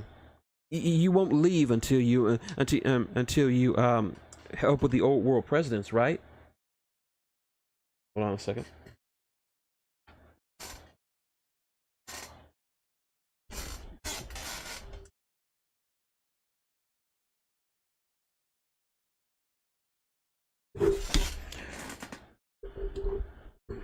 Sorry about that. Wouldn't dream of it, she said with a charming smile as she opened the sliding door and walked out into the night air. The patio was wide, with lawn chairs spread about. The wood was red and with a bit weather-beaten, but still presentable. Dawn took a deep breath. The air was crisp and clean. The night sky was clear with the glow of the city lights. The backyard was spacious with some playground sets and 2 tall trees on either side. This was the kind of yard a family could grow up together in. The kind of yard she grew up in. Her longing for her family was still there, probably would always be there, but it was lesser now. They may not have been her family. Hells, they weren't even her same species. But they felt like family to her. You ain't from no protectorate. Dawn jumped at the sound of the old man Stanley's voice from behind her. She turned to see him sitting in his hover chair, looking right at her with those same gray eyes of his that seemed to find her in the night. He closed the patio door behind her, leaving them all alone. I'm sorry, sir? She asked, regaining her calm. I said you ain't from no protectorate, girl. What are you talking about? Of course I am, she lied. Yeah, and I'm the Druken Dragon King, he quipped. Ain't no point lying to me, girl. I know protectorate folk, and you ain't about as much a thumper as I am a vampire. She considered telling him another lie, her mind racing in ways to convince him, but she could see the jig was up. She sighed to herself before speaking. How'd you know? Anyone with any kind of sense could see you ain't one. For starters, you ain't got the band around your arm to show what your faith is, he started. Then there's the fact you prayed with us. Very respectful of you, but protectorate folks don't pray to any other gods except their own. And surely wouldn't pray to the Emperor. And then there's your look. My look? Yeah. You're too white. Excuse me? Yeah, protectorate folk got a look about them. His skin is a tan color, like burnt cedar or something like that. The protectorate glow is what they call it. And you, my dear, are far too pasty to be one. I guess it was only a matter of time, she said. Yeah, I guess I really should read up on the characteristics of their people. Damn right, he said. Next time, say you're from New Texas. People write off any oddities you have from that and really don't ask no questions. Dawn arched an eyebrow for this unexpected advice. Thank you. I'll make sure to remember it. Good girl, Stanley said as he hovered close to her. Now the bigger question is where you actually from. He hovered around her, examining her like a scientist examining a cell sample. Now you're not Imperial. You damn sure ain't from the Protectorate. Ain't Conese either. At least none I've ever seen. You're too polite to be from the RUS. Too thick to be from the S3. Your hands are too soft for ring people. You're too clean. You're too clean for a pirate. And I highly doubt that you be from the tribe. Can't for the life of me tell you what you are, except that you're human. That's clearly better than I was expecting. Not finished yet, girl, he snapped as he looked closer to her. You come from a large family, lots of sisters, and you're an army brat, most likely from your daddy. Far smarter than you look. You're not too girly, kind of a tomboy. And you're getting over some kind of illness.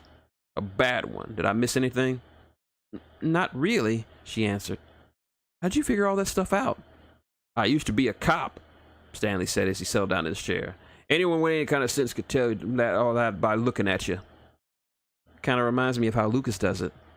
Who do you think he gets it from? Makes sense, Dawn said. That explains why they keep calling you Chief during dinner.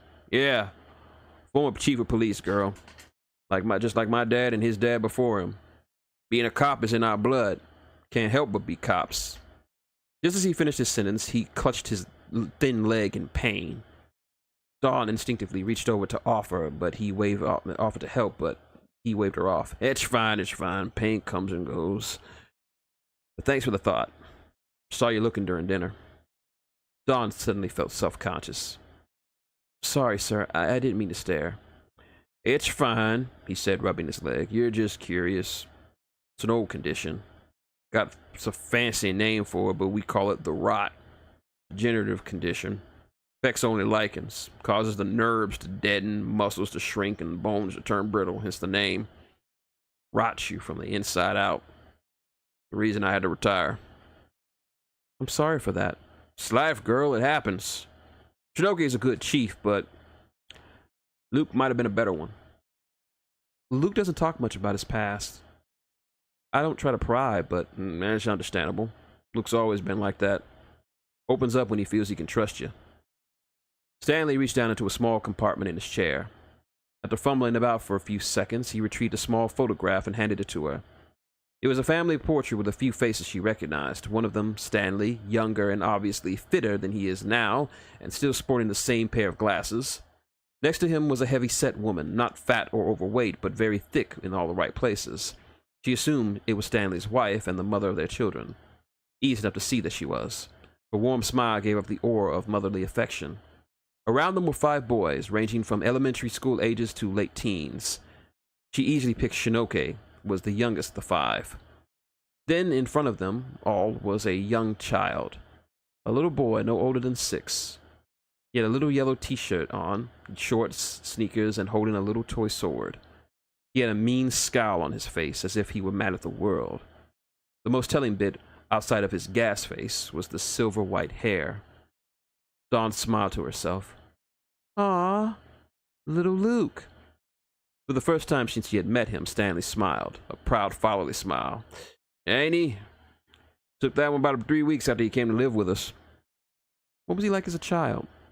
Mean, tough, chip on his shoulder the size of Castle Dracula. Understandable considering what he'd been through, he said. His folks fought in the war. I think that's how they met. Don't know why, but they couldn't care for him when he was born, so he was awarded the state. Jumped from home to home until he came to us. He was all sorts of mean by the time we got him, but we loved him just as much as we loved our own. And he came to love us back. Then one day he says, "Pop, I want to be a cop too." I thought he was joking, but then he was serious. But it's going to be hard for him, simply because he was human. Who's that? Why's that? Was it some kind of racism? Ah, gods no, he said, giving a wheezing chuckle. I don't know how much you know about the IPD, but it's mainly made up of lichens. Reason being is the exam to be a cop is so damn tough that only lichens could pass it. Sure, there are many a human who thought they was tough enough to handle it, but once they hit the Alaska test, well, that toughness didn't count for much. The exam kills, girl, and it kills often. You're worried it would kill him? Of course. I had no such thought for his older brothers, but he was human. I didn't think he had it in him, but Luke, he was smart. Tougher than a kid his age should be. Stronger than a human ought to be. Took the exam when he was 17. Passed it. Flying colors to boot. Set a record for the Alaskan test. Fastest time ever completed. I'm glad he survived, but deep down, I was never prouder to be his father. Stanley returned to the compartment in his chair and handed Dawn another picture. This one was not as old as the first. It only had 2 people in it. One was Shinoke, not too much younger than he was in the present. The other was Lucas Kane. Both were wearing the black uniforms that IPD officers wore, but accentuated by long black overcoats. Luke rose through the ranks pretty quick. Became a first-class detective alongside his brother. What was he like as a cop? Girl, I've been in law enforcement for over 70 years, and I can honestly say that Luke was one of the most brilliant detectives I've ever seen. And it got nothing to do with me being his dad, he said. He had a special way of looking at a crime. Broke it down on the basic level. He looked at every bit of the crime scene, no matter how small or insignificant a detail. Broke it down and looked at all the possibilities, all the variables, all the angles. Left nothing to chance. By my claw, he was marvelous. Then, she stated, why do you hate him? Stanley sighed to himself before reclining in his chair. His tone became soft, morose, full of regrets and unspoken sadness. I don't hate him, girl, he said. It's just, My wife gave me 5 strong sons before she left this world. Lost 3 of them in a war. Lost the 4th in the line of duty. The day that Lucas quit was one of the saddest days of my life. Why'd he quit? Had to do with his last case. Final case he ever worked on before he quit. That case, it hurt him. It hurt him bad. Wasn't surprised when he quit. Still broke my heart when he did. What happened to him? Sorry, girl, that's a story I'm not fit to tell. If Luke trusts you enough and you stick around long enough for it to happen, he may tell you. He then cast his eyes back to the living room, watching his 2 sons play, as his face softened like ice cream that was left out of the freezer. He seems happier, Don commented, comparing his appearance in the photo to the one he normally had, that he had these days. He looked so serious back then. I was serious, girl, he replied. But you're right. I guess not being a cop anymore takes a lot of stress off you. Don handed the photos back to the old Lycan as he looked up at his family. He looked back at her and said, Look, girl, I don't know what your relationship is like with my boy. Friend, ally, fuck buddy, whatever. You seem like a decent enough girl. Decent for him to bring you around us, and you're pretty good with guns, it seems. And how do you know that? Stanley took one of her arms and one of her hands and turned his palm upwards. Small calluses on your hands. The shape and pattern shows that you use guns, small arms, and use them frequently. That's amazing, said Don. Same way I figured about everything else about you. I watched you. Tell all my boys the same thing. Eyes open. Watch your surroundings. Watch people. Make sound judgments. Assess the situation. Make a plan for it. And then execute it. Good advice. You bet your ass. But back on the topic at hand. My boy can be a bit reckless, crazy, but he means well.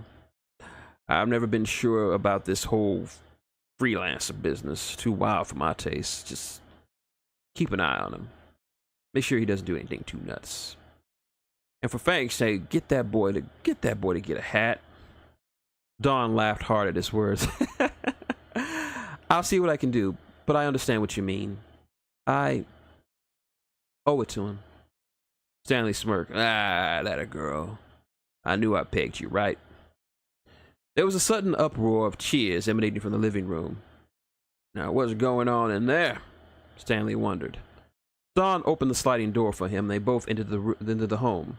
Upon entering, they found Lucas dancing triumphantly in front of the screen into the ovation of his various nieces and nephews.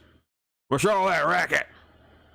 Yo, Uncle Luke just bodied Dad in Max Street 3, answered Don. Only because the damn controller didn't work, complained Shinoke as he threw down the device in question. That didn't stop Lucas from celebrating. You always blame the controller, bro, but face it, I beat you with these skills, he cackled. Such children, Anne said, shaking her head and grinning. But still fun, commented Don. I am unbeatable! I am the king of this castle! Lucas said like a conquering hero. Is that so? Stanley announced, hovering over to the couch. You getting big in the britches, aren't you? It's not bragging if you could back it up. You think you could take your old man? I'm the one who gave you them skills. My skills is past yours, old man. Is that so? He said, flashing a grin. Shin, pass me them sticks. I think your brother's due for a spanking. The late evening saw a round of hugs, handshakes, and goodbyes as the pair stood outside the Barbosa home. Lucas and Dawn had a few bags of leftovers from the meal, much of which Dawn asked for herself. Every one of the kids, save for Alex, had retreated back inside to sleep or engage in other activities, but still said their goodbyes to them. You sure you have enough? Asked Anne. Dawn looked up from her sleeping bag. More than enough. Thank you. No, thank you, she said, giving her a warm hug. It's great to have someone appreciate my cooking. She cast a sideways glance at her husband and father-in-law. I appreciate your cooking, babe, defended Shinoke. Not enough, mister. Shinoke then shook Don's hand. Don't let this guy get you into too much trouble, all right? I'll try. Stan looked at Dawn, no longer trying to figure her out. Instead, looked up at her with a subtle fondness, a subdued fondness. He shook her hand. Keep your nose clean, girl. But let me hear about you getting pinched for anything, and I will hear it. I'm a good girl, sir. You can count on me. Good, good. Now about that other thing we talked about. He hinted, gesturing towards Lucas. Dawn nodded. I definitely will take care of it, sir. Lucas looked between them. Take care of what? That's private, she said with a wink. Lucas was tempted to pry, but he figured she was entitled to have a secret, so he dropped the issue. Anne pulled him into a hug, which he returned with a kiss on the cheek. Come by more often, will you? Keep cooking like that, and I will. He moved on to his brother, taking him in his arms. Good to have you by, little brother. Thanks, bro. I'll try to stop by more often. You better. I need to get my revenge. The brothers shed a long, hearty laugh before breaking apart. He stood before his foster father, a small smile on his father's face. Stanley looked up at his human son, scowling, failing to keep its intensity.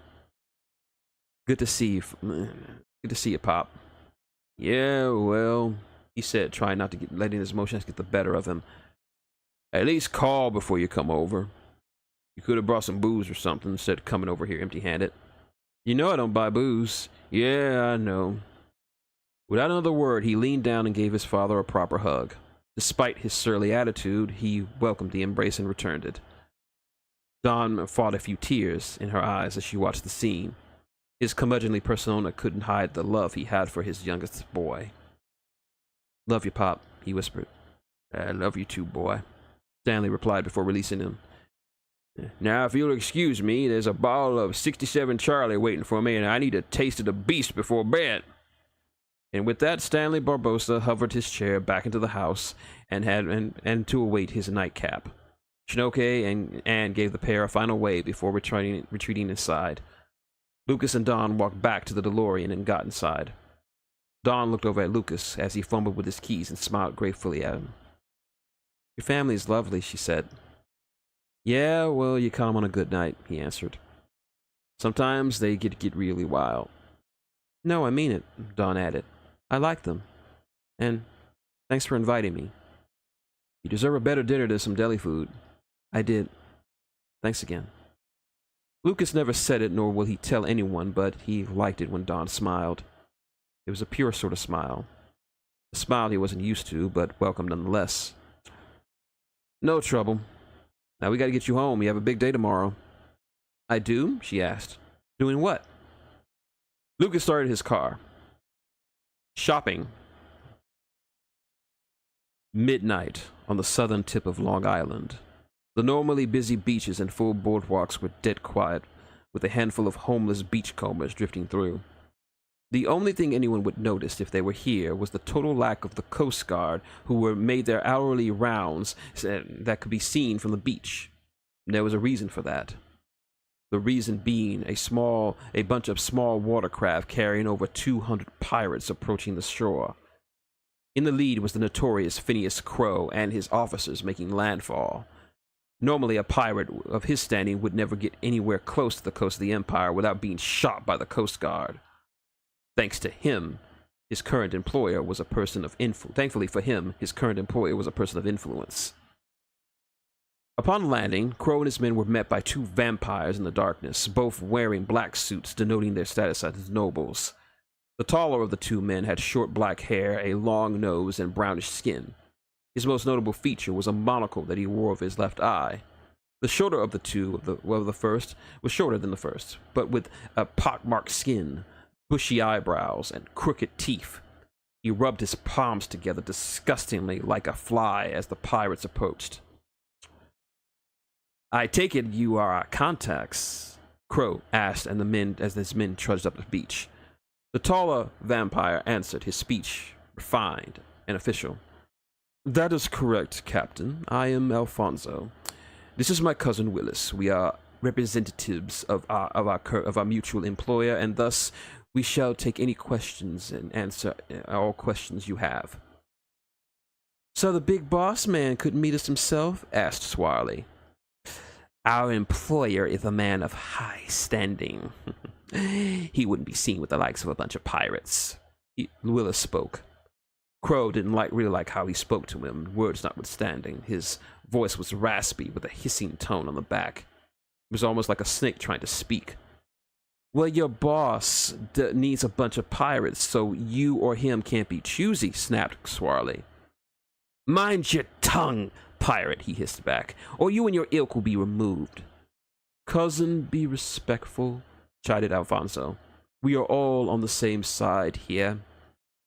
Crow looked about the beach and took in the sight. Never thought I'd be standing on Imperial grounds. As Willis mentioned earlier, our employer is a man of both means and influence. Getting the Coast Guard to forego patrolling this section of the beach was well within his powers, Alfonso said, adjusting his monocle. How many are you? A little over 200. Is that a problem? Not so much, he answered. A little us promise we shall provide you and your men with the transportation to a safe house with the appropriate paperwork. You will stay there until the plan comes to fruition. You will be provided with arms and other equipment which you may require.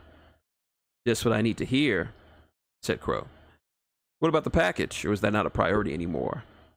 You mean the package that you were supposed to watch but lost, said Willis, still rubbing his hands together. LaRue glared at the little man, hoping to get a word from his captain to snap the little vampire's neck like a twig. Willis, the taller chided, his cousin hissing in silence.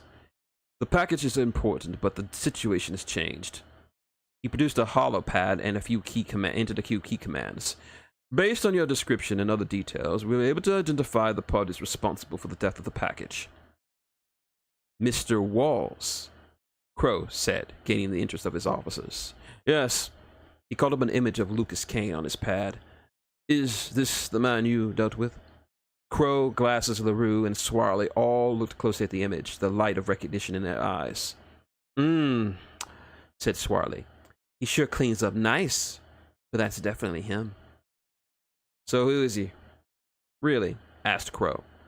His name is Lucas Kane, Alfonso began. He's a freelancer and a former IPD officer. Officer? Said Glasses. But I thought all the cops in the Empire were Lycans. He's a human. Indeed. You're looking at the first and only human to have ever joined the Imperial Police Department. A rather successful stint in it as well. Crow laughed. I knew there was something special about this guy. Yes, he's earned quite the reputation for himself, for his success in both law enforcement and freelancing. He has a rather colorful group of individuals to support. I suggest not taking them too lightly. I don't take lightly anything about this guy. Not anymore, Crow added. And the package? Believe it or not, he opened it, and the person inside is now under his protection. He swiped the image over to one of Dawn. Quite the looker. Her name is Dawn Jackson. Needless to say, she is paramount to the next step of our plans. We cannot move forward until we have her in our possession, unarmed and alive. So you want us to get her? We have them under surveillance. I would like to assign you a small team to appropriate her when the opportunity presents itself. I know some swabs who are perfect for the job. Excellent. Now we can... Hey, what are you doing around here? The new voice belonged to an old hobo who stumbled upon the group. He reeked of alcohol and seemed very inebriated. Alfonso sighed to himself as he adjusted his monocle. Captain, I believe it goes without saying that this operation requires secrecy. No loose ends. Crow nodded at his words. Swarly? The pirate strode forward to the now frightened hobo who was backpedaling to the beach. Sorry, friend, Swarly said, pulling his right arm forward like in a crooked manner. The poor man turned around and began to run. In a flash, Swarly's arm snapped his arm outward, towards him like a whip. Unbelievably, his arm stretched and wrapped itself around the man's neck and slashed his throat. The hobo fell to the sand, blood spraying everywhere from the wound. He gurgled out a few words before passing away from blood loss. Impressive, said Alfonso. Don't worry about cleanup. We're very good at this kind of stuff, said Crow. I should hope so. Now, to see to the rest of your men. Crow whistled to his crew. He waved them all to follow him up the beach while motioning a few to aid in the cleanup of the corpse. You sure this plan will go down like you want it? We have an architect who will plan this out, said Alfonso. I assure you, by this time next month, the Dracula family will be dead, and the Empire will have a new, proper ruler. And so ends Chapter 9. Got interesting thing. The Crow Pirates are the Blackfeather Pirates are in the Empire. They know who Lucas is. They know who Don is. Business is going to be picking up pretty soon. So yeah, there's that.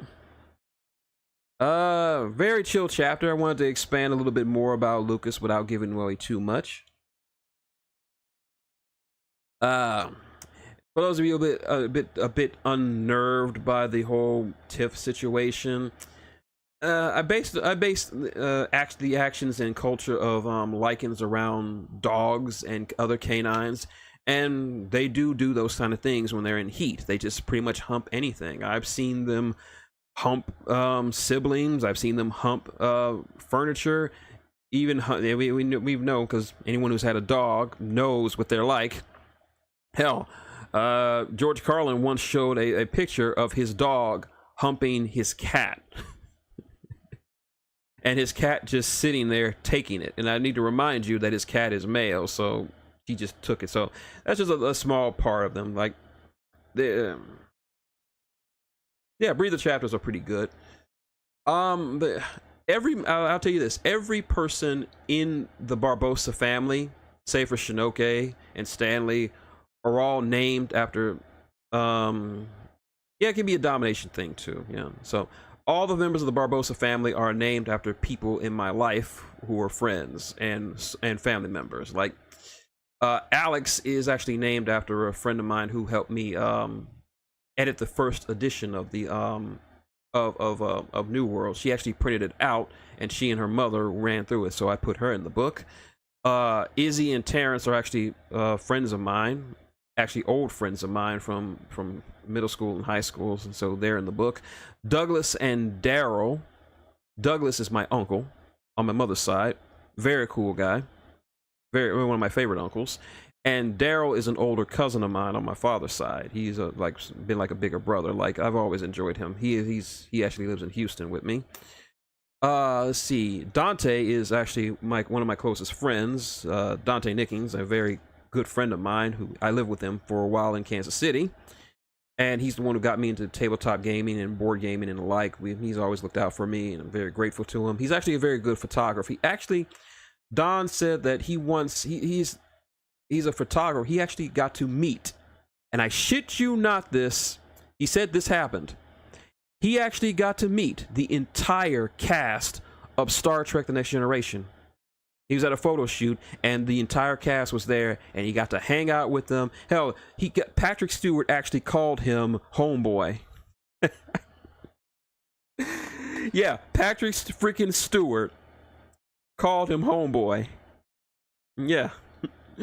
Yeah, he actually met a lot of people. He actually, and one day, a couple of years ago, he actually said that he actually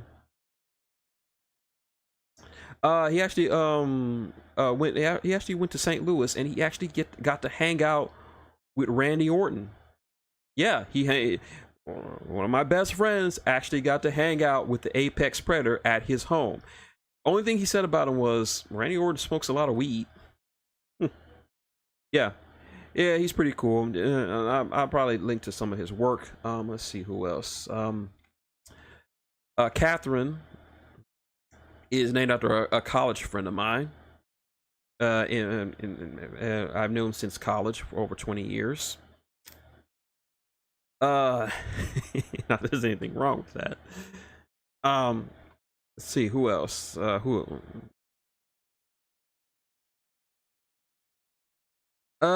can hit me up on anywhere you want about the theory. That's okay. It's all good. Let's see. Anne is actually named after a very close friend of mine who I hope is listening. She's a teacher in Spain. We got to know each other from the Star Trek shitposting group. And and we talk as much as we can, time differences and all. She's very much asleep, and she's just been going through a lot of stuff. And I put her in the book because she was a very big support system after my aunt died. And anybody who knows me knows that losing my aunt hurt. And sorry, I'm getting a little misty eyed, like. And I remember those first few weeks of just trying to get over it, and she was just there for me. Like, she was just a big support for me, and if it wasn't for her, I probably wouldn't have been able to handle my aunt's death as well as I did. Like, there were nights when I would just call her up bawling because I had a memory of my aunt, or I looked at something that reminded her, and she was just like, "It's okay, just get it all out." And she was just very supportive of me during that time. Yeah. Devil knows. Like, I was a mess, but last year after my aunt passed, and he was the support I needed. So you know what? I decided, fuck it, you're in my book. That's why she's a teacher, and that's why she was so caring and whatnot, because that's Anne. That's who she is. And hopefully, when she hears this, that's why I put you in this, Anne, as a thank you. The aforementioned Tiff is my cousin. My favorite cousin, Tiffany. We've been close for like the last 20 years, and like I love the crap out of her. She's probably the only cousin of mine that I actually enjoy talking to. There's a few others that I enjoy talking to, but she's the one who has my heart, so I just put her in there. And last but not least, Robert, the little pup. The pup is named after my grandfather on my father's side, Robert Haynes. He was about the only grandfather I ever knew. He was my favorite grandfather. He lived in this. He was very country. Like, he lived in Livingston, Texas. Anyone who's been in Texas or around Texas knows that Livingston is just very podunk. It's like it's Hicksville, what have you. Most of my family on my father's side still lives in Livingston, and and my grandfather, he was just awesome. Yeah, I remember that. So I decided just to put him in there. He's also the name of my other uncle, Robert Jr., or as we call him, Ribby. So it's a double tribute for him.